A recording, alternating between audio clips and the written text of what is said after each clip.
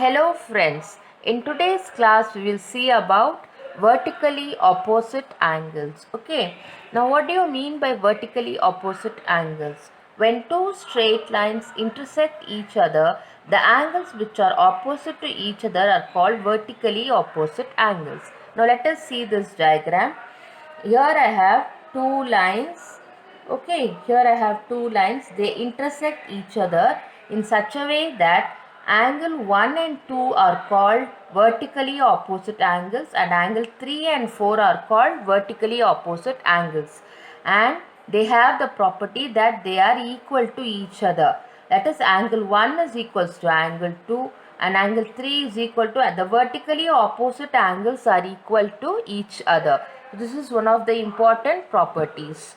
Now I am being given vertically opposite angles and I've been asked to find the degrees. Okay, find the values of x, y, z in this following diagram. Here I have two lines that cut each other and one angle is given, that is 55 degrees. Now what is the angle that is opposite to 55 degrees? It is x, isn't it? Because they are vertically opposite angles. We know that vertically opposite angles are equal. Therefore, angle x is equals to 55 degrees. Now, we know from this diagram that 55 degrees plus angle y is equals to 180 degrees. Can you tell me why? Because they are supplementary angles. Okay. So, let us subtract and find out. 180 degrees minus 55 degrees is equals to 125 degrees. Okay, so angle y is 125 degrees, but we know that angle y is equal to angle z because they are vertically opposite angles. Therefore angle z is equals to 125 degrees. I hope you understood this problem. Okay, now we'll go to the next problem. Here we have been given some values, say 40 degrees and 25 degrees of these two angles, and been asked to find the values of x, y and z. Okay, now we know that angle 40 degrees, x and 25 add up to 180 degrees because they are all supplementary angles, isn't it? All these lines lie in the straight line which is 180 degrees. So now how will we solve it? 40 plus 25 is 65. So 180 degrees minus 65 is equals to 115 degrees. So x is equals to, what is the value of x? X is equals to 115 degrees. Now I have to find the value of y and z, isn't it? Now from this we get that we get 40 and x z are vertically opposite angles. So I get, what is it? 40 degrees and z are vertically opposite angles. Therefore z is equals to 40 degrees, right? But y and z are supplementary to each other. We know that angle y plus angle z is equals to 180 degrees. For angle z is 40 degrees. So what is angle y? Angle y is 140 degrees. So this is the way we have to solve this problem. Okay. Now the next is, indicate which pairs of angles are vertically opposite angles. Now what do you mean by vertically opposite? Angle 1 and angle 4 are vertically opposite. Angle 5 and addition of angle 2 and 3 are vertically opposite angles. They also ask us the linear pair. See, angle 1 and angle 5 form a linear pair. Similarly, angle 5 and angle 4 form a linear pair.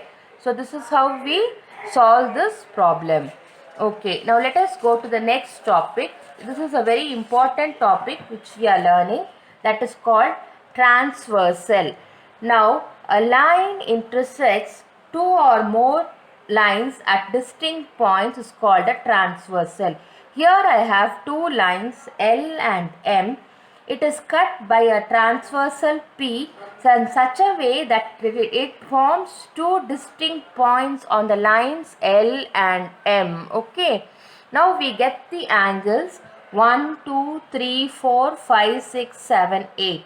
These are the four angles that we get when the transversal P cuts through the lines L and M at two distinct points. Now let us study the nature of these angles. Okay.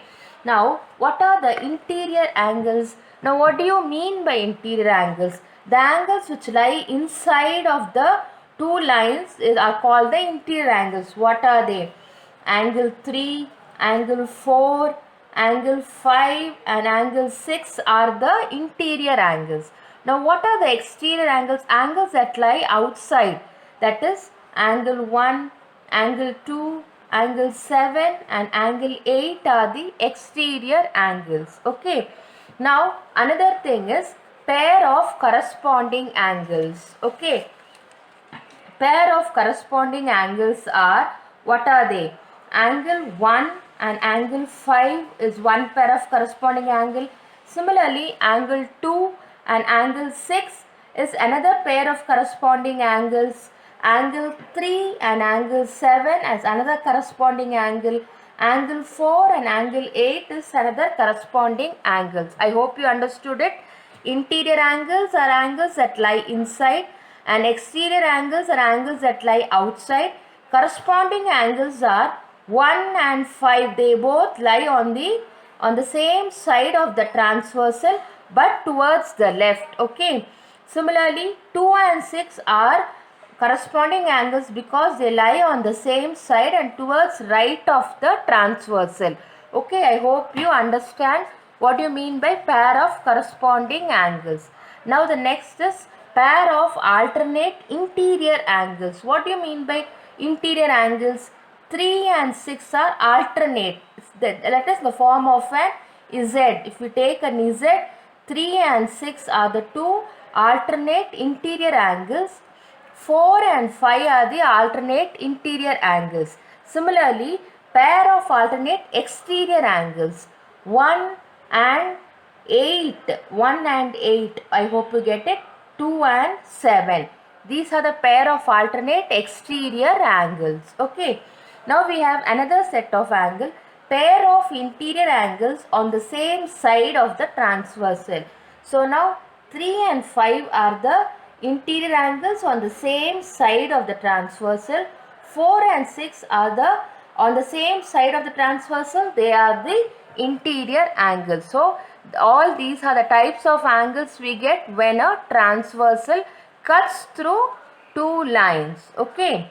So I hope all of you would have understood this.